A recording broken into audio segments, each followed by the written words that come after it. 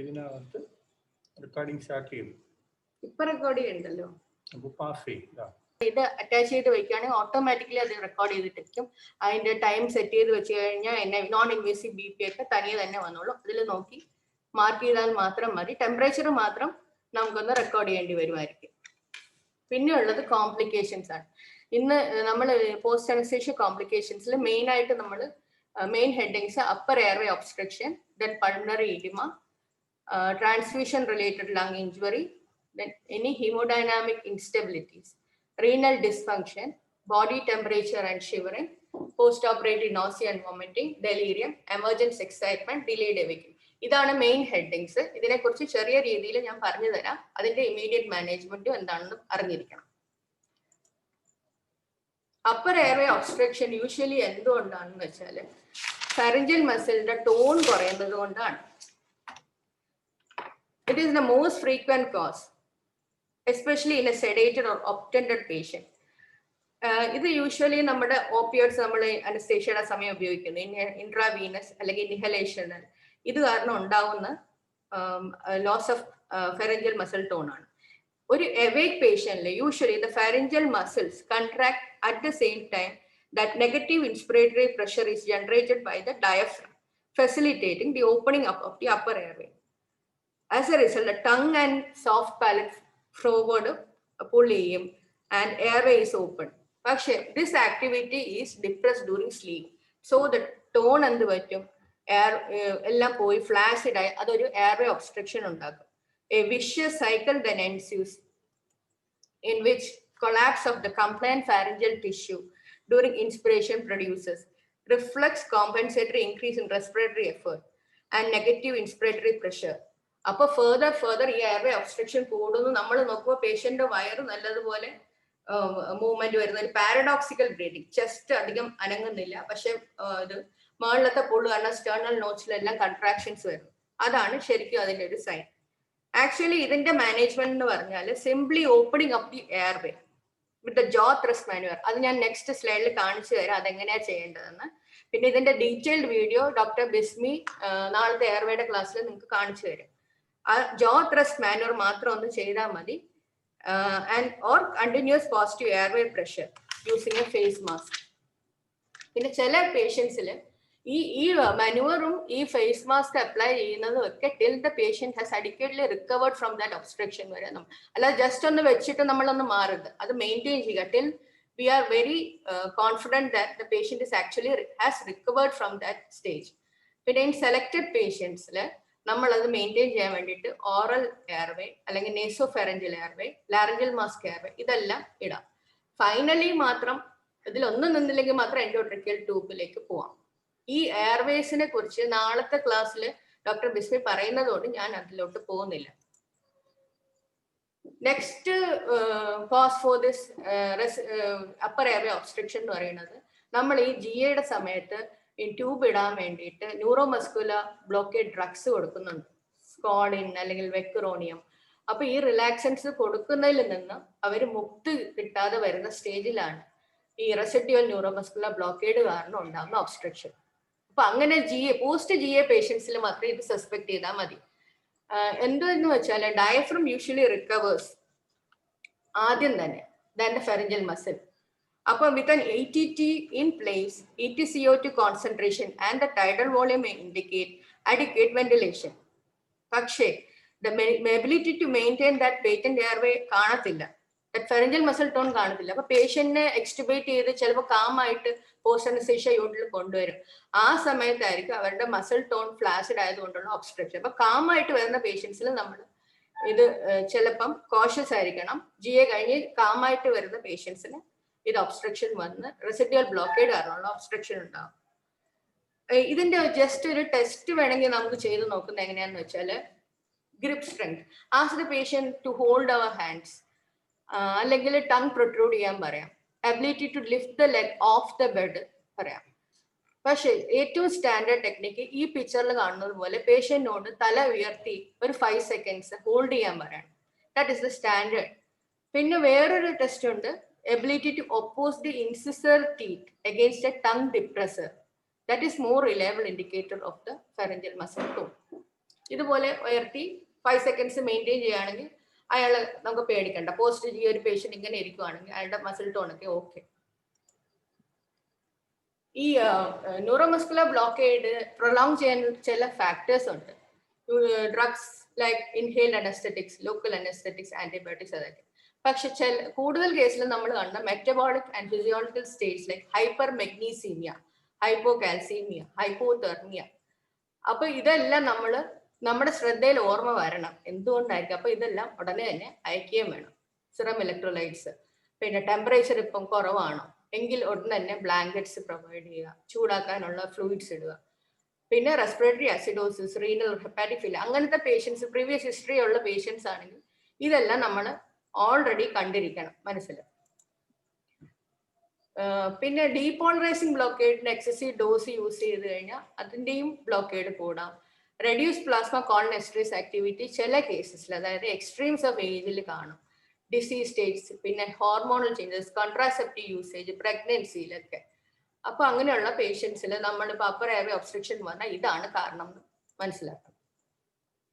Third commonest cause for upper airway obstruction is laryngospasm. പെട്ടെന്ന് തന്നെ ഒരു സഡൻ സ്പാസം വരിക, വോക്കൽ കോർഡ് സ്പാസമായി ആൻഡ് ലാറിഞ്ചൽ ഓപ്പണിംഗ് ക്ലോസ് ആയി.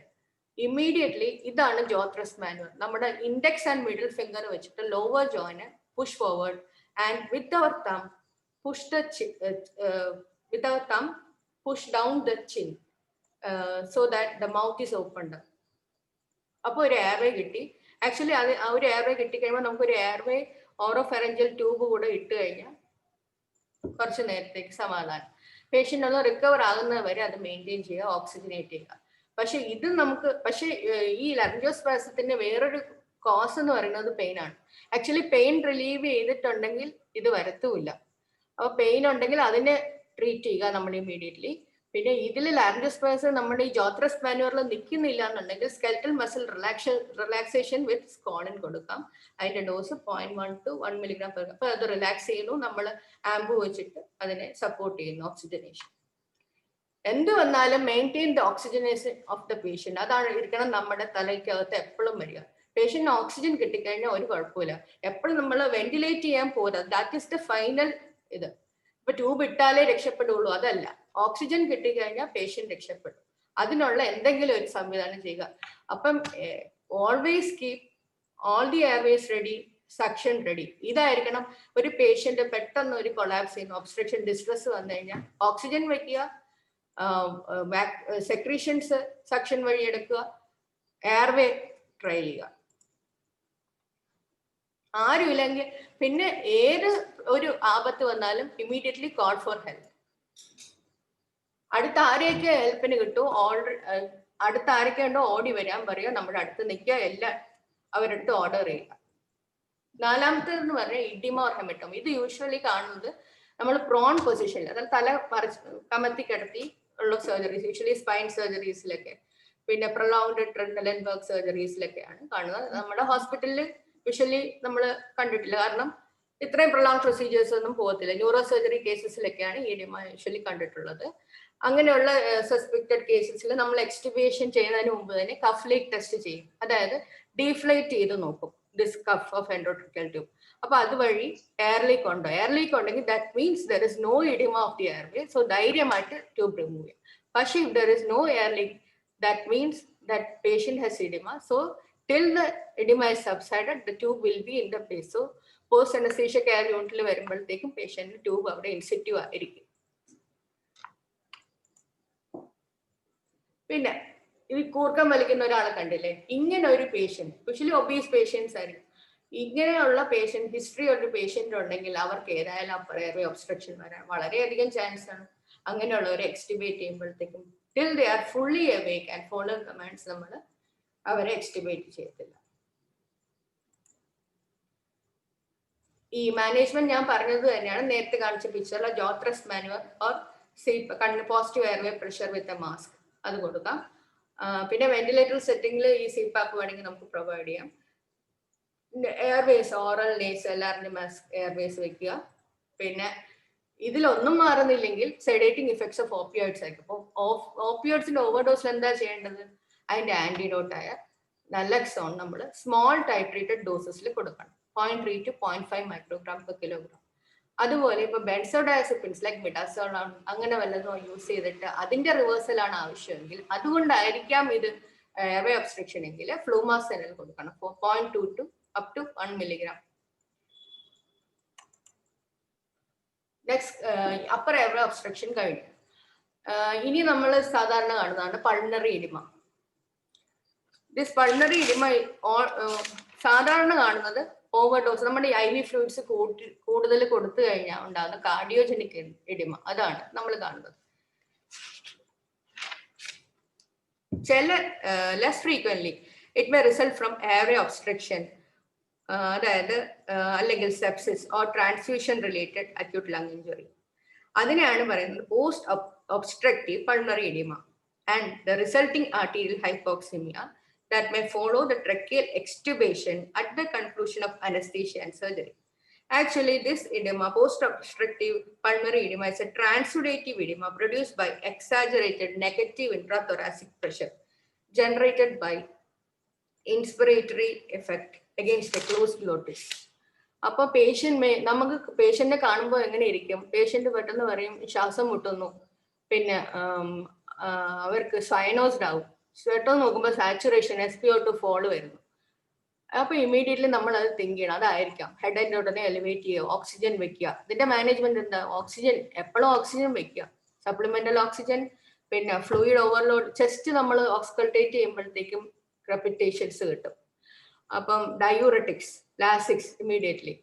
പിന്നെ ഓക്സിജനേഷൻ, ഓക്സിജൻ അതിൽ നിൽക്കുന്നില്ലെങ്കിൽ നമ്മൾ ഇൻവേസീവ് വെന്റിലേഷൻ ചിലപ്പോൾ കൊടുക്കേണ്ടി വരും. എസ്പെഷ്യലി റെസ്പിറേറ്ററി ഫെയിലിയറിലോട്ട് പോവുകയാണെങ്കിൽ പോസിറ്റീവ് പ്രഷർ വെന്റിലേഷൻ കൊടുക്കണം. അത് നമ്മൾ വെന്റിലേഷൻ ക്ലാസ് സെപ്പറേറ്റ് ഉണ്ട്, ആ സമയത്ത് അത് പറയാം. പക്ഷെ പൾമണറി എഡിമ നമ്മൾ സസ്പെക്ട് ചെയ്യുകയാണെങ്കിൽ ഇത് 3 കാര്യങ്ങളും ഓർത്ത് ചെയ്യുക. പിന്നെ ട്രാൻസ്ഫ്യൂഷൻ റിലേറ്റഡ് ലങ് ഇഞ്ചുറി, അത് ഏതായാലും ഇൻട്രാ ഓപ്പറേറ്റീവ്ലി നമ്മളൊരു ബ്ലഡ് പ്രോഡക്റ്റ് കൊടുക്കുന്ന പേഷ്യൻസിൽ മാത്രം സസ്പെക്ട് ചെയ്താൽ മതി. Usually after 1 to 2 hours after plasma containing blood products including PRCs, whole blood, fresh frozen plasma, എന്നിട്ട് it can occur up to 6 hours ആണ്. ഈ non cardiogenic pulmonary oedema usually associated with fever and hypotension. ഇത് എങ്ങനെ മനസ്സിലാക്കുന്നത്? ഇതിന്റെ തുടക്കം തന്നെ നമ്മൾ ഇനിഷ്യൽ സിംറ്റംസ് തുടങ്ങുമ്പോൾ തന്നെ നമ്മളൊരു CBC കൗണ്ട് അങ്ങ് വിടുക. അപ്പൊ അതിന്റെ ബ്ലഡ് പിക്ചറിൽ നമുക്ക് സെക്വസ്ട്രേഷൻ ഓഫ് ദ ഗ്രാനുലോസൈറ്റ്സ് കിട്ടുന്നു. അപ്പൊ അതൊരു ടോട്ടൽ WBC കൗണ്ട് കുറയുവാണെങ്കിൽ or probably it is due to the transfusion related lung injury എന്ന് മനസ്സിലാക്കാം. Same picture as pulmonary oedema ആയിരിക്കും ട്രാൻസ്ഫ്യൂഷൻ റിലേറ്റഡ് ലങ് ഇഞ്ചുറിക്കും. ഡിസ്ട്രെസ് വരാം, shortness of breath, hypoxia, cyanosis. അപ്പം ഇതിന്റെയും ട്രീറ്റ്മെന്റ് എന്താ? Same thing, supplemental oxygen, diuresis, mechanical ventilation. പിന്നെ ഷോക്കിൽ പോയ പേഷ്യൻസ് ആണെങ്കിൽ അവർക്ക് വാസോപ്രസേഴ്സ് കൂടെ പ്രൊവൈഡ് ചെയ്യും. Next, coming to the commonest thing we are seeing in the post-operative unit, അതായത് ഹീമോഡൈനാമിക് ഇൻസ്റ്റബിലിറ്റി. യൂഷ്വലി ഹൈപ്പോടെൻഷൻ ആണ്. ഇപ്പൊ ആദ്യം നമ്മൾ പറയാൻ പോകുന്നത് സിസ്റ്റമിക് ഹൈപ്പർ ടെൻഷൻ. നേരത്തെ ഹൈപ്പർ ടെൻഷൻ ഉള്ള ഒരു പേഷ്യന്റിന് post operative hypertension usually കാണാം. പിന്നെ ആർട്ടീരിയൽ ഹൈപ്പോക്സിമിയ കാരണം വരാം. ഹൈപ്പർ വോളിയം, നമ്മൾ കൊടുക്കുന്ന വോളിയം ഫ്ലൂയിഡ് ഓവർലോഡ് കാരണം വരാം. പിന്നെ GIയിൽ ഇരുന്ന് പുറത്തേക്ക് ഇറങ്ങി വരുന്ന ഒരു എമർജൻസി എക്സൈറ്റ്മെന്റിൽ കാണാം. പോസ്റ്റ് ഓഫ് ഷിവറിംഗ് കാരണം വരാം ഹൈപ്പർ ടെൻഷൻ. ഡ്രഗ് റീബൗണ്ട് എന്ന് പറഞ്ഞാൽ നേരത്തെ കഴിച്ചിരുന്ന ഡ്രഗ്സ് സ്റ്റോപ്പ് ചെയ്തത് കൊണ്ട് ആ ഇന്റർവൽ സ്കിപ്പ് ചെയ്തത് കൊണ്ടുള്ള റീബൗണ്ട് ഹൈപ്പർ ടെൻഷൻ വരും. Raised ICT. പിന്നെ നമ്മൾ സാധാരണ കാണുന്നതാണ് increase sympathetic nervous system activity like hypercapnia. Pain കാരണം ഹൈപ്പർ ടെൻഷൻ വരാം. നമ്മുടെ അടുത്ത് പറയും മാഡം പെയിൻ ഉണ്ട്, സിസ്റ്റർമാർ വന്ന് പറയും പെയിൻ ഉണ്ട്, BP കൂടുതലാ. അപ്പൊ ആക്ച്വലി പോയി ചോദിക്കുമ്പോഴത്തേക്കും അതെന്താ കാര്യം? പെയിൻ ഉണ്ട്. പെയിൻ കാരണം ഉണ്ടാകുന്ന BP ആണ്. അജിറ്റേഷൻ. പിന്നെ കുറെ പേര് നമ്മൾ കത്തീഡ്രൈസ് ചെയ്യാതെ ആയിരിക്കും ഇറക്കുന്നത്.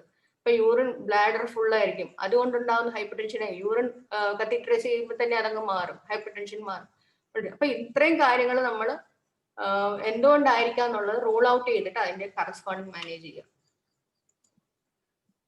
പിന്നെ സിസ്റ്റമിക് ഹൈപ്പോടെൻഷൻ, അത് വന്നാല് അപ്പൊ ഈ സ്ക്രീൻ നമുക്ക് ചേഞ്ച് ചെയ്യാം. സിസ്റ്റമിക് ഹൈപ്പോടെൻഷൻ യൂഷ്വലി എന്തെങ്കിലും പെർസിസ്റ്റന്റ് ഫ്ലൂയിഡ് ലോസസ്, അതായത് ഇൻട്രാവാസ്കുലർ വോളിയം കുറയുന്ന കണ്ടീഷൻസിൽ, പിന്നെ gastrointestinal losses, surgical bleeds കാരണം വരെ, ഇതാണ് കോമണസ്റ്റ് ആയിട്ട് നമ്മൾ കാണുന്നത്. പിന്നെ second thing increase capillary permeability, അത് യൂഷ്വലി റെയർ ആണ്. സെപ്സിസ്, ബേൺസ്, അതായത് നമ്മൾ പ്രിയോപ് സെപ്സിസ് എല്ലാം റൂൾ ഔട്ട് ചെയ്ത് ചെയ്യുന്നതുകൊണ്ട് ഈ കാര്യങ്ങളെല്ലാം റീസൺസ് എല്ലാം വളരെ റെയർ ആയിട്ട് കാണാറുള്ളൂ. ട്രാൻസ്ഫ്യൂഷൻ റിലേറ്റഡ് അക്യൂട്ട് ലങ് ഇഞ്ചുറിയിൽ ഇൻക്രീസ് കാപ്പിലറി പെർമിയബിലിറ്റി കാരണം ഹൈപ്പോടെൻഷൻ വരാം. പിന്നെ ഡിക്രീസ് കാർഡിയാക് ഔട്ട്പുട്ട് ഉണ്ടാവാം. എങ്ങനെയാ? MI or infection post of MIയിൽ വരാം. Cardiomyopathy, valvular heart disease, pericardial disease, cardiac tamponade, cardiac arrhythmias, pulmonary embolus, tension pneumothorax, drug induce. But decrease vascular tone, sepsis, allergic reaction, ഇവിടെയാണ് നമ്മുടെ anaphylaxis വരുന്നത്. Hypotension, പിന്നെ spinal shock. ഇപ്പൊ high spinal ആയി പോയി, ഇപ്പൊ കാർഡിയോ ആക്സിലറേറ്റർ ഫൈബേഴ്സ് ആണ് T1 to T4, ആ ഫൈബേഴ്സ് ബ്ലോക്ക് ആയി പോയാൽ ബ്രാഡികാർഡിയ, ഹൈപ്പോടെൻഷൻ, അറസ്റ്റ് വരെ പോകും.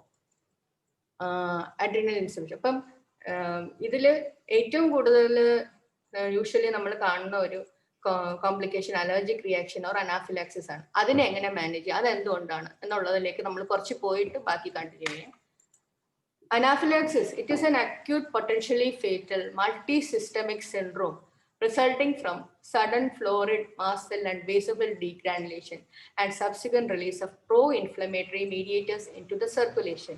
Immunologic mechanism, that is IgE mediated and non-immunologic. ഏതായാലും ശരി, the effects downstream are identical. അതായത് initial exposure IgE is produced. Re-exposure, the mast cell degranulates, inflammatory mediators, and hence symptoms of recruitment of additional inflammatory cells, more inflammatory mediators, and the vicious cycle that is happening. The mediators usually are histamine, tryptase, serotonin, PF. ഇതെല്ലാം capillary leak ഉണ്ടാക്കുന്നു. ബാക്കി reactions, clinical manifestations. Anaphylactic reactions കാണുന്ന main manifestations, cardiovascular, അതായത് myocardial depression കാരണം bradycardia, fluid shift കാരണം hypotension, usually distributive shock and progress to cardiac arrest. Respiratory മാനിഫെസ്റ്റേഷൻസിൽ upper എയർവേയിൽ laryngeal oedema, ശബ്ദം പെട്ടെന്ന് അടയുന്നു, പേഷ്യന്റിന് സംസാരിക്കാൻ ശ്വാസം മുട്ടുന്നു. ഓറോഫാരഞ്ചൽ ഇഡിമ. ലോവർ എയർവേയിൽ ബ്രോങ്കോസ്പാസ്, നല്ല വീസ് വരും. Pulmonary hyperinflation, oedema, haemorrhage, ultimately resulting in respiratory failure. പിന്നെ ക്യൂട്ടേനിയസ് മാനിഫെസ്റ്റേഷൻസിൽ അർട്ടിക്കേരിയൻ എർത്തിമ. എല്ലായ്പ്പോഴും നമ്മൾ കാണുന്ന കോമണസ്റ്റ് എന്താണെന്ന് വെച്ചാൽ manifestation is cutaneous. Urticaria and angioedema 62 to 90% of അനാഫിലാക്സിസിൽ റിപ്പോർട്ട് ചെയ്തിട്ടുണ്ട്. പിന്നെ ബാക്കിയെല്ലാം റെയർ കോസ്, പക്ഷെ റെസ്പിറേറ്ററി 45 to 50 ഉണ്ട്. പറഞ്ഞോട്ടെ. ഓ എന്താ മാഡം? ബിസ്മിയുടെ ഒരു മെസ്സേജ് കിടക്കുന്ന, പ്ലീസ് ലെറ്റ് മീ ഇൻ എന്ന്. ബിസ്മി കേറി. അത് കഴിഞ്ഞ് commonly implicated agents peri operative ആസ്പെക്റ്റിൽ നമ്മൾ നോക്കുകയാണെങ്കിൽ മോർ കോമൺ കോസേറ്റീവ്സ് എന്ന് പറഞ്ഞാൽ neuro muscular blocking agents, that is implicated in 50 to 70% cases. Histamine release is common with mivacurium, അതായത് skeletal muscle relaxants like mivacurium, rocuronium, atracurium, rapacuronium. ഈ സ്ക്രീന് മാറ്റാൻ പറ്റില്ല.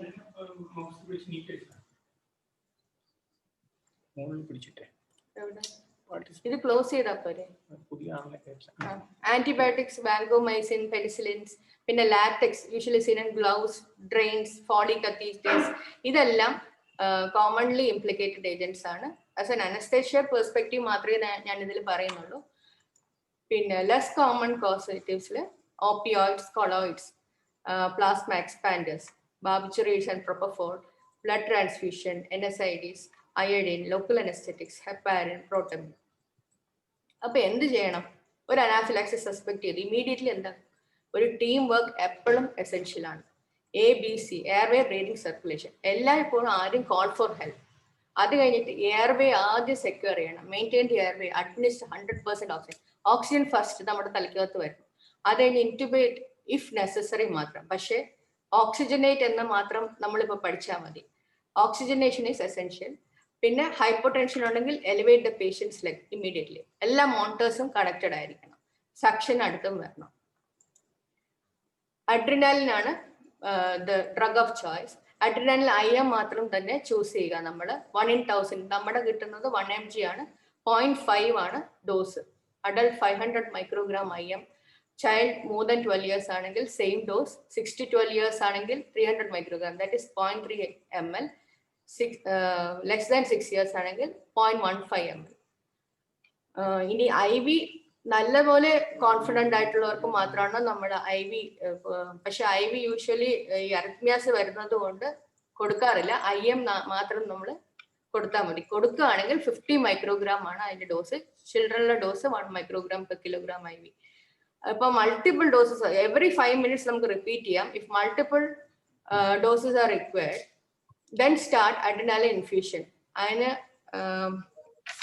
അഡ്രിനാലിൻ ഇൻഫ്യൂഷന് 0.1 to 1 microgram per kilogram per minute എന്നുള്ള റേറ്റിന് കൊടുക്കാം.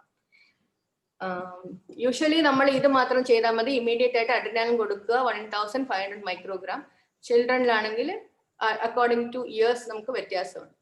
പിന്നെ ഇതിന്റെ കൂടെ തന്നെ ചെയ്യേണ്ടത് give saline or lactate, drink lactate using an IV cannula of appropriate gauge.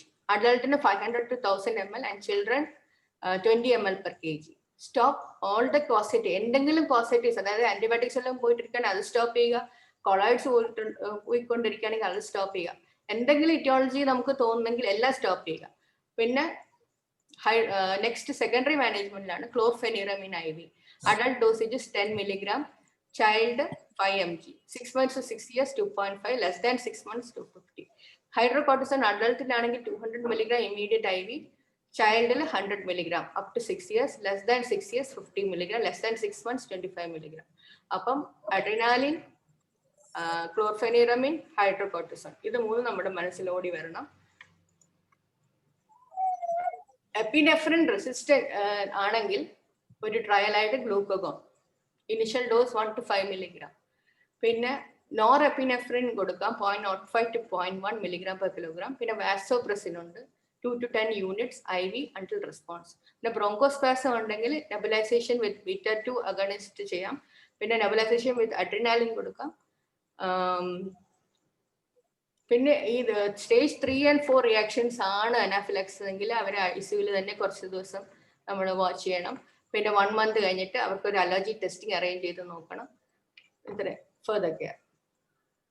അപ്പൊ ഇത് അനാഫിലാക്സിസിനെ കുറിച്ച് ഞാൻ കുറച്ച് ഡീറ്റെയിൽഡ് ആയിട്ട് പറഞ്ഞത് എല്ലാവർക്കും ഉപയോഗം വരും. നമ്മുടെ വാർഡിലാണെങ്കിലും ഇത് കാഷ്വാലിറ്റിയിലാണെങ്കിലും സെയിം പ്രൊസീജിയർ തന്നെയാണ്.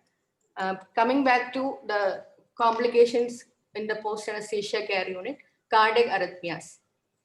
അതിൽ usually tachycardia due to pain, agitation, hypoventilation, hypovolaemia, shivering.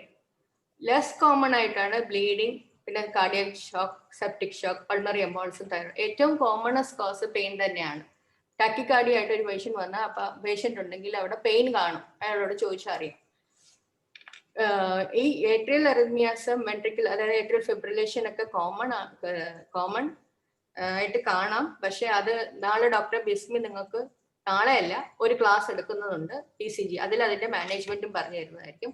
അപ്പം എന്തൊക്കെ ഹാർട്ട് റേറ്റ് ടാക്കിക്കാർഡിയൊക്കെ വന്നു കഴിഞ്ഞാൽ ഒരു ECG എടുക്കുക. എന്തെങ്കിലും അറിത്മിയ ഉണ്ടോ എന്ന് നമുക്ക് നോക്കണമെങ്കിൽ ECG അയക്കുക, ബ്ലഡ് ഇൻവെസ്റ്റിഗേഷൻസ് അയക്കുക എന്നുള്ളത് ഓർക്കണം. പിന്നെ റീനൽ ഡിസ്ഫങ്ഷൻ. എപ്പോഴാണ് ഒളിഗ്യൂറിയ പറയുന്നത്?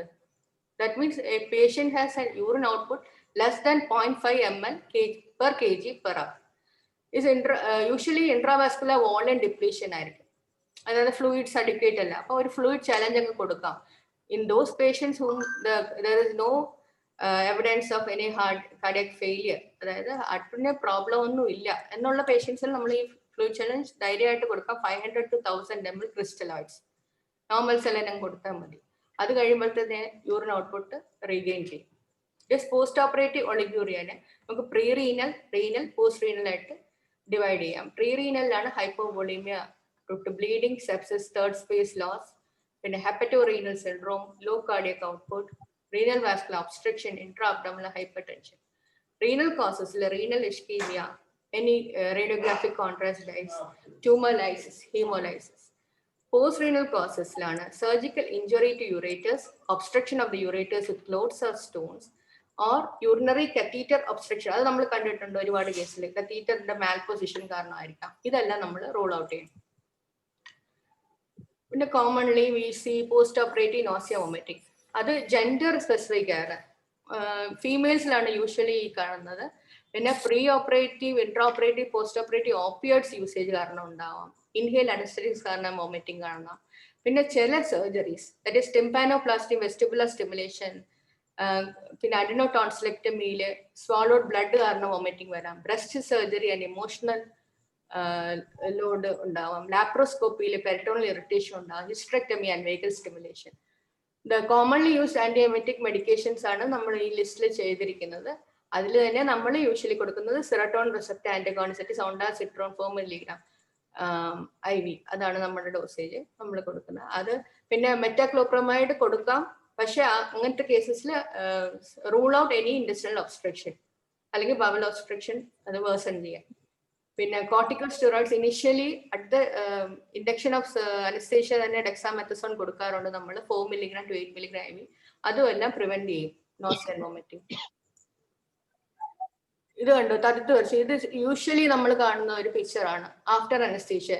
മിക്ക കേസിലും നമ്മൾ ഈ ഒരു പിക്ചറാണ് കാണുന്നത്. 65% after GI and 33% after epidural. ഇത് ഷിവറിങ് ഒരു നിസ്സാര കാര്യമല്ല.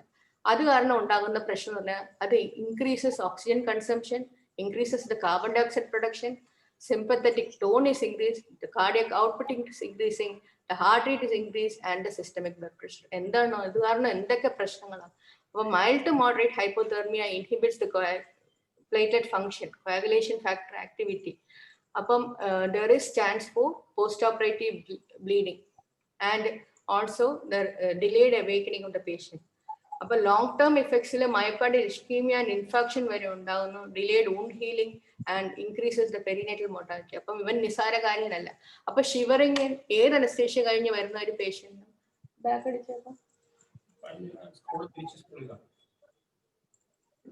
ട്രീറ്റ്മെന്റ് എന്ത് ചെയ്യണം? നമ്മൾ വാം ബ്ലാങ്കറ്റ്സ് പ്രൊവൈഡ് ചെയ്യുക, IV ഫ്ലൂയിഡ്സ് വാം ആക്കുക. ട്രമഡോണിൽ ഒരു ആക്ഷൻ ഉണ്ട്, 50 to 100 mg കൊടുക്കാം. പിന്നെ ഫോഴ്സ്ഡ് എയർ വാമേഴ്സ് യൂസ് ചെയ്യാം.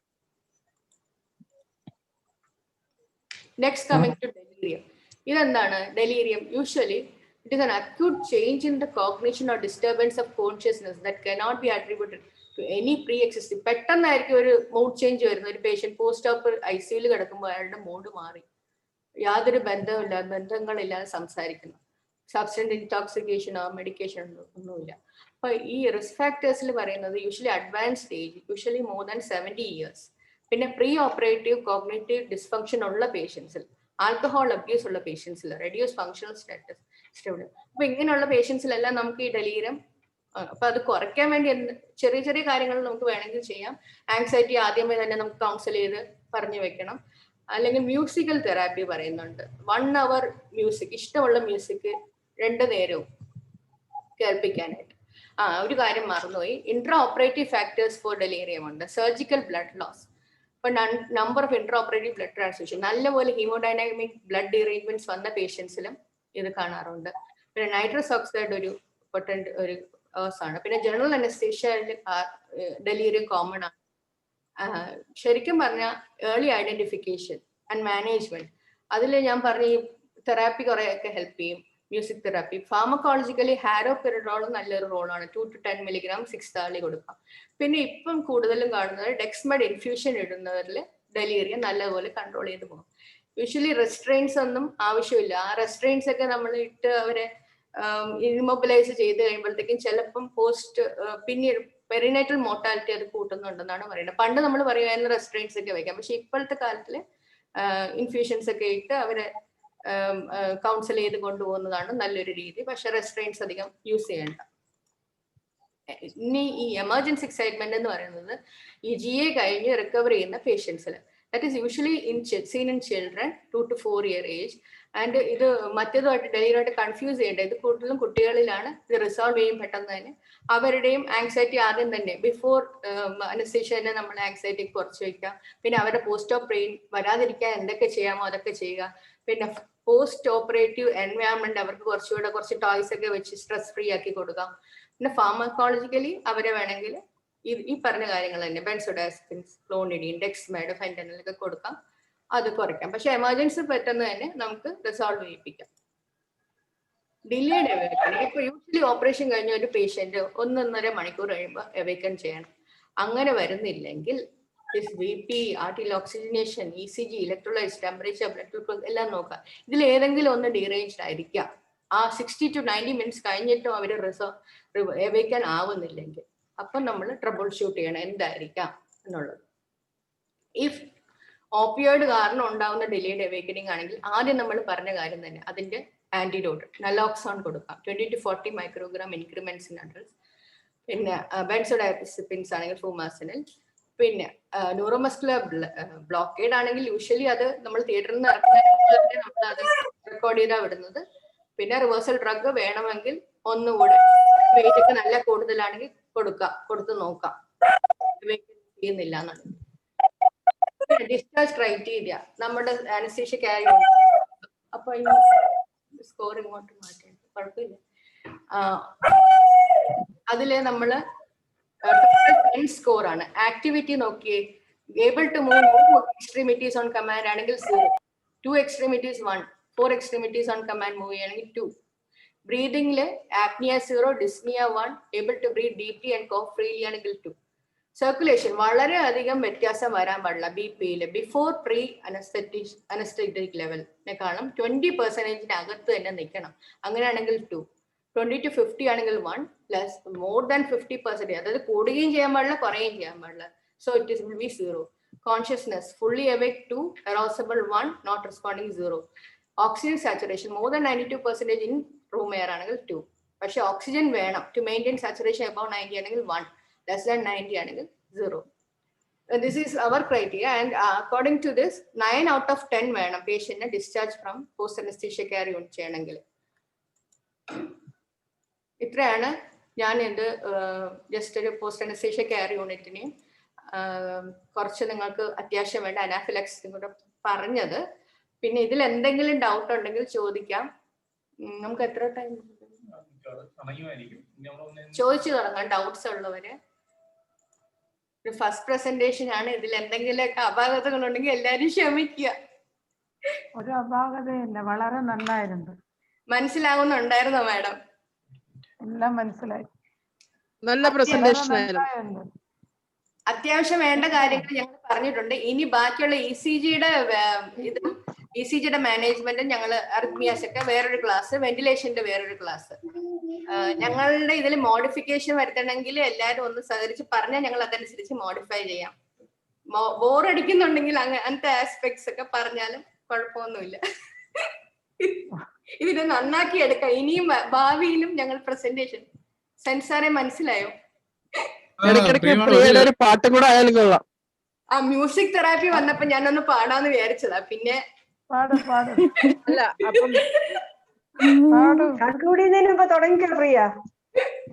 പ്രിയ ആരോ ഫ്ലൂയിഡ് എത്ര കൊടുക്കണം, എത്ര സമയം കൊണ്ട് കൊടുക്കണം? വിസ്മയാണ് ഫ്ലൂയിഡ് എത്ര നേരം കൊണ്ട് കൊടുക്കണം? 20 മിനിറ്റ്സ്. ഇൻ 20 മിനിറ്റ്സ് നമുക്ക് 500,000 ml കൊടുക്കാം. അതാണ് നമ്മുടെ അതെ.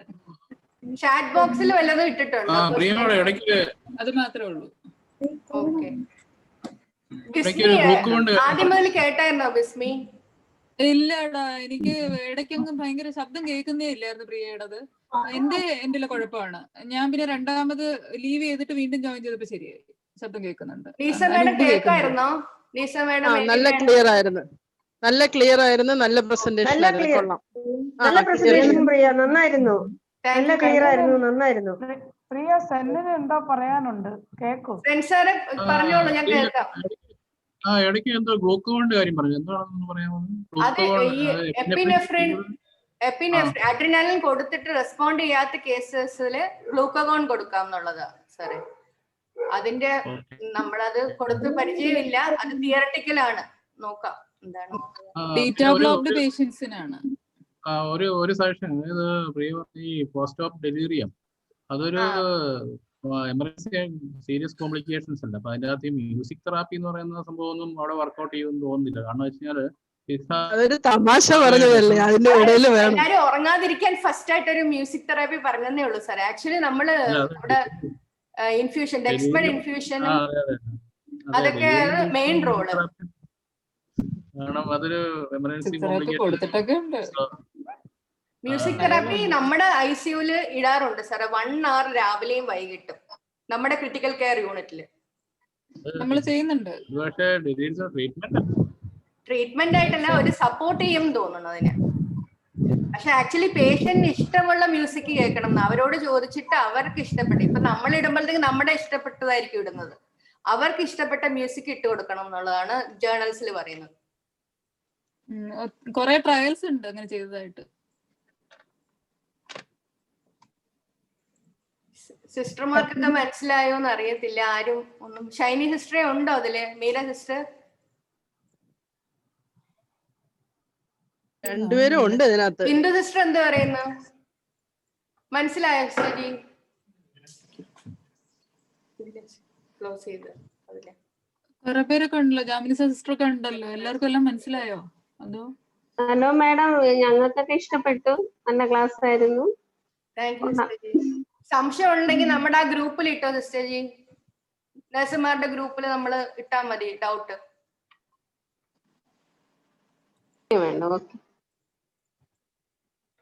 ഇതെല്ലാം റെക്കോർഡ് ചെയ്തിട്ട് ആർക്കെങ്കിലും മിസ് ആയിട്ടുണ്ടെങ്കിൽ നമ്മൾ അയച്ചു കൊടുക്കുന്നതായിരിക്കും. ഒരു വെന്റിലേറ്ററിന്റെ പടം വെച്ചിട്ടേ വെന്റിലേറ്ററിന്റെ പാർട്സ് കൂടെ കാണിച്ചാൽ കൊള്ളായിരുന്നു. വെന്റിലേറ്ററിന് വേറെ ക്ലാസ് ഉണ്ട്. വെന്റിലേറ്റർ സെപ്പറേറ്റ് ക്ലാസ് ഉണ്ട് മാഡം. ശരി ശരി. അന്ന് മതിയാവോ? ഇല്ലെങ്കിൽ ഇതിൽ നടക്കണം. അല്ല, നമ്മള് മറ്റേത് പാർട്ട് കുറച്ചുപേരായിട്ട് നമ്മൾ മറ്റേ കാണിക്കുന്നുണ്ടല്ലോ അല്ലേ? അതെ അതെ അതെ, വെന്റിലേറ്ററും നേരിട്ട് കാണിക്കുന്നുണ്ട്, ഹാൻഡ്സ് ഓൺ ഉണ്ട് മാഡം. നേരിട്ട് അതിന്റെ പ്രവർത്തനം കാണിപ്പിച്ചു കൊടുക്കാം, ഓപ്പറേറ്റ് ചെയ്യുന്ന.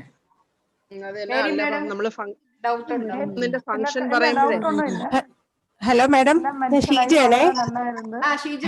പറഞ്ഞോ മാഡം, എനിക്ക് അഡ്രിനാലിന്റെ ഡോസ് ഒന്നും കൂടെ പറഞ്ഞു തരുമോ? അഡ്രിനാലിൻ നമ്മൾ അഡ്രിനാലിൻ കൊടുക്കുന്നതേ അതെ അഡ്രിനാലിൻ തന്നെ കൊടുത്താൽ മതി. അത് സബ്ക്യൂ കൊടുക്കാൻ പാടില്ല. സബ്ക്യൂ കൊടുത്തൂടെ? സബ്ക്യൂ കൊടുത്താൽ അതിന്റെ ഭയങ്കര സ്ലോ ആണ്, അതിന്റെ ആക്ഷൻ എത്തത്തില്ല. ഇമ്മീഡിയറ്റ് എമർജൻസിക്ക് അത് പ്രയോജനം ചെയ്യത്തില്ലെന്നാ. IM ആണ് ബെറ്റർ. പിന്നെ IV കൊടുക്കേണ്ട, അരിത്മിയാസ് ഒരുപാട് കാണുന്നുണ്ട്. അപ്പൊ IM മാത്രം കൊടുത്താൽ മതി. 500 milligram 1 in 1000. നമ്മൾ യൂഷ്വൽ എടുക്കുന്ന ആംപ്യൂളുടെ പകുതി ആംപ്യൂൾ 0.5 ml. അതേസമയം ചൈൽഡ് ആണെങ്കിൽ about 12 years same dose, 6 to 12 years ആകുമ്പോൾ 0.3 ml കൊടുത്താൽ മതി. എന്നിട്ട് റിപ്പീറ്റ് ചെയ്യണമെങ്കിൽ 5 minutes കഴിഞ്ഞിട്ട് വീണ്ടും റിപ്പീറ്റ് ചെയ്യുക. ഇതില് റിപ്പീറ്റേഷൻസ് വരികയാണെങ്കിൽ, അതായത് 3 തവണയെങ്കിലും കൊടുക്കേണ്ടി വരികയാണെങ്കിൽ അവരെ ഇൻഫ്യൂഷൻ ഇടാം എന്നാണ് പറയുന്നത്. ഓ ശരി ശരി. ഇൻഫ്യൂഷൻ എങ്ങനെയാണ്? നമ്മള് എത്ര ഡോസ് ആണ് ഇടേണ്ടത്? അതായത് ഞാൻ എഴുതി വെച്ചു, നിങ്ങൾ ആരെങ്കിലും ചോദിച്ചാൽ ഒരു മിനിറ്റ്. അതിനെ 1 milligram എടുത്ത് 50 ml നോർമൽ സെലൈനില് ഡൈല്യൂട്ട് ചെയ്യണം. എന്നിട്ട് അതിനെ ഇൻഫ്യൂഷൻ ഇടുമ്പോഴത്തേക്ക് 0.05 വെച്ച്, അതായത് dose 0.1 microgram per kilogram per minute, അല്ലെങ്കിൽ അപ് ടു 1.5 വരെ കൊടുക്കാം. 0.1 to 1.5 microgram per kilogram per minute.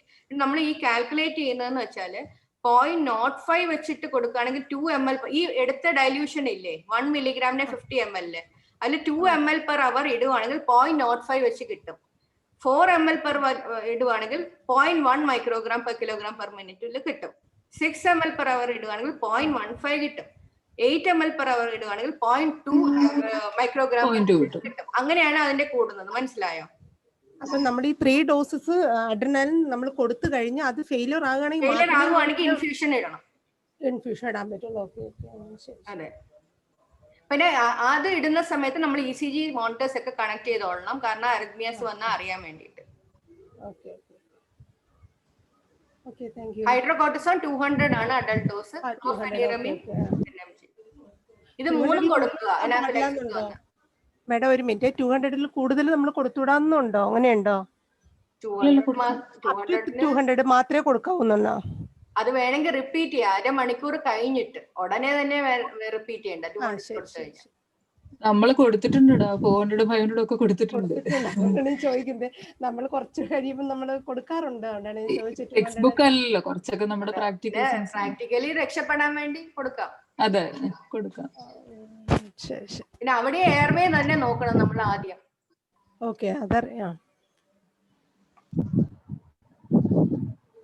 40 minutes കിട്ടിയല്ലേ? ഒരു പക്ഷെ റിക്വസ്റ്റ് ഏതായാലും കൂടെ, കട്ടായില്ല എല്ലാവരും നേരത്തെ വരണം കേട്ടോ. എന്താ മാഡം?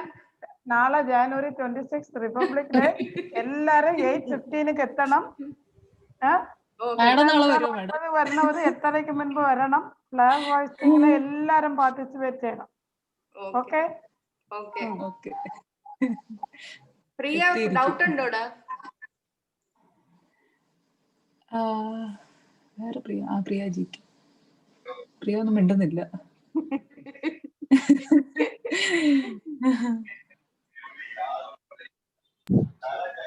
അങ്ങനെയാണെങ്കിൽ നമുക്ക് വൈൻഡ് അപ്പ് ചെയ്യാം. ഡൗട്ട്സ് ഒന്നും ഇല്ലാത്തവര് പിന്നീട് അയച്ചാലും മതി. ഡൗട്ട്സ് നമുക്ക് വൈൻഡ് അപ്പ് ചെയ്യാം. എല്ലാവർക്കും അവരവരുടെ തിരക്കുകളായതുകൊണ്ട്. Okay, thank you madam. Okay, thank you. Bye, good നല്ല night. ക്ലാസ് ആയിരുന്നു. Thank you all. Thank you madam. Good night. Bye. Good night. Good night. Good night.